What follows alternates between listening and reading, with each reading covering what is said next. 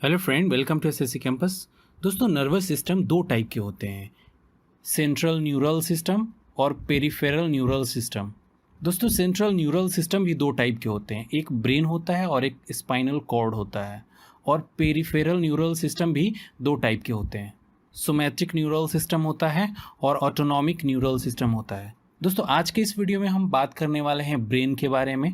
आज के पूरे वीडियो में हम पूरे डीपली ब्रेन के बारे में बताएंगे। बाकी का जो हमारा नेक्स्ट वीडियो आएगा उसमें स्पाइनल कॉर्ड और बाकी के जो भी टॉपिक बचे हैं उसके हम बारे में बताएंगे।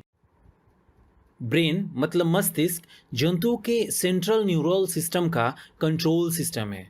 हमारे शरीर में जितने भी डिफरेंट ऑर्गन होते हैं, जैसे कि लंग्स, हार्ट, किडनी, इन सभी को हमारे ब्रेन के द्वारा कंट्रोल तथा कमांड किया जाता है। साथ ही साथ शरीर के बैलेंस, शरीर का टेम्परेचर, भूख और प्यास तथा बहुत सारे इंडोक्राइन ग्लैंड्स को हमारा ब्रेन कंट्रोल करता है। इसलिए ब्रेन को शरीर का सीपीयू भी कहा जाता है। दोस्तों, इसका जो मुख्य काम होता है वो ज्ञान, बुद्धि, तर्क शक्ति, स्मरण शक्ति, विचार निर्णय आदि को कंट्रोल करना होता है। हमारा ब्रेन सिर में स्थित क्रेनियम द्वारा सुरक्षित रहता है और जो इसका वेट होता है वो करीब करीब 1.2 से लेकर 1.4 केजी तक होता है। यह मुख्य सेंस ऑर्गन्स जैसे कि आँख, कान, नाक, जीभ, त्वचा से जुड़ा रहता है और सभी ऑर्गन से इलेक्ट्रिक जो इम्पल्स होता है यहीं पर आता है, जिसको समझना तथा रिस्पॉन्ड करना मस्तिष्क मतलब ब्रेन का काम होता है। दोस्तों, ब्रेन सभी ऋणधारी प्राणियों में पाया जाता है।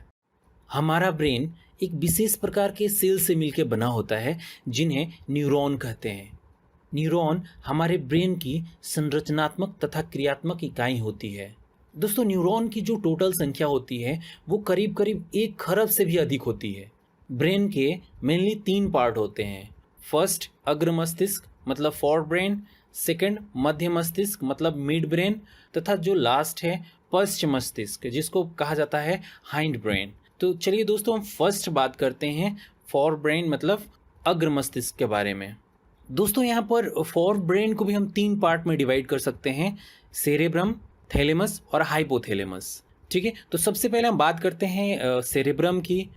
सेरेब्रम मतलब हिंदी में जिसको प्रमस्तिष्क कहा जाता है। देखिए, सेरेब्रम ह्यूमन ब्रेन का सबसे बड़ा और डेवलप पार्ट है जो 2 हेमिस्फीयर में लॉन्गिट्यूडनली डिवाइड होता है, जिसको left and right cerebral hemisphere कहा जाता है। दोनों हेमिस्फीयर्स जिस नर्व फाइबर से जुड़ा रहता है उसे कॉर्पस कैल्शियम कहते हैं। सेल के जिस लेयर से सेरेब्रल हेमिस्फीयर को कवर करते हैं उसे सेरेब्रल कॉर्टेक्स कहते हैं, जो नर्व सेल्स का बना होता है और भूरे रंग का होता है, इसे ग्रे मैटर कहते हैं। सेरेब्रल कॉर्टेक्स के नीचे का जो पार्ट होता है वो एक्सॉन से बना होता है और यह श्वेत रंग का होता है, जिसे वाइट मैटर कहते हैं। सेरेब्रम का लेफ्ट हेमिस्फीयर बॉडी के राइट पार्ट को कंट्रोल करता है और इसी तरीके से राइट हेमिस्फीयर लेफ्ट पार्ट को कंट्रोल करता है। अब सेरेब्रम का कार्य क्या होता है, तो देखिए मेनली इसके 3 काम होते हैं।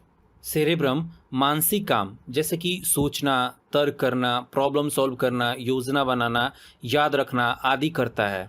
दूसरा, यह हमारे शरीर में प्रेजेंट वॉल्यूटरी मसल्स को कंट्रोल करने का काम करता है।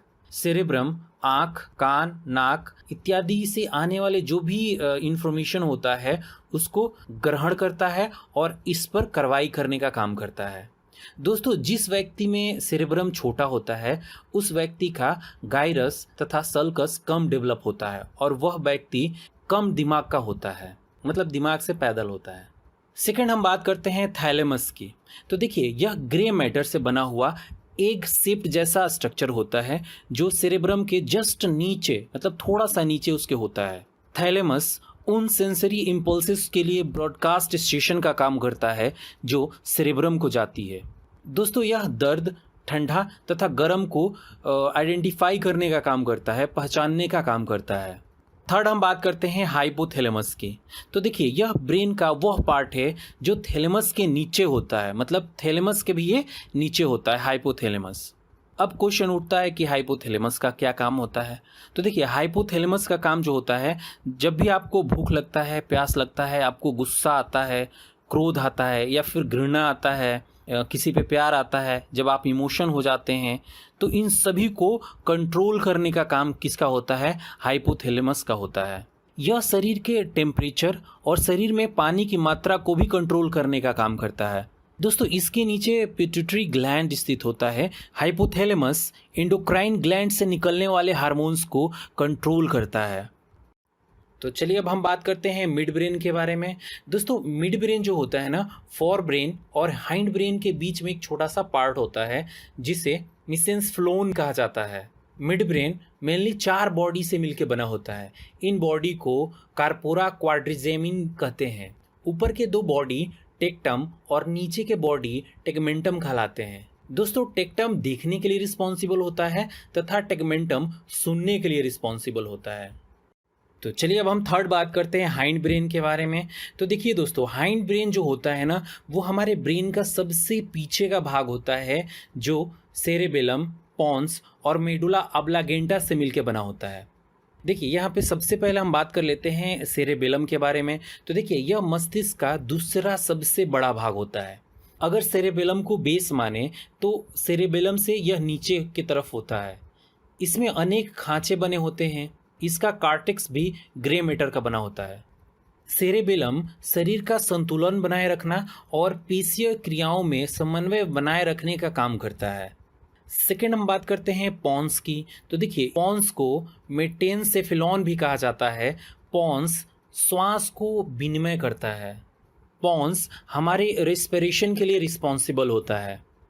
पॉन्स में श्वसन केंद्र नामक एक संरचना होती है जो श्वसन के दौरान हवा की जो मात्रा होती है तथा श्वसन दर को कंट्रोल करने का काम करती है।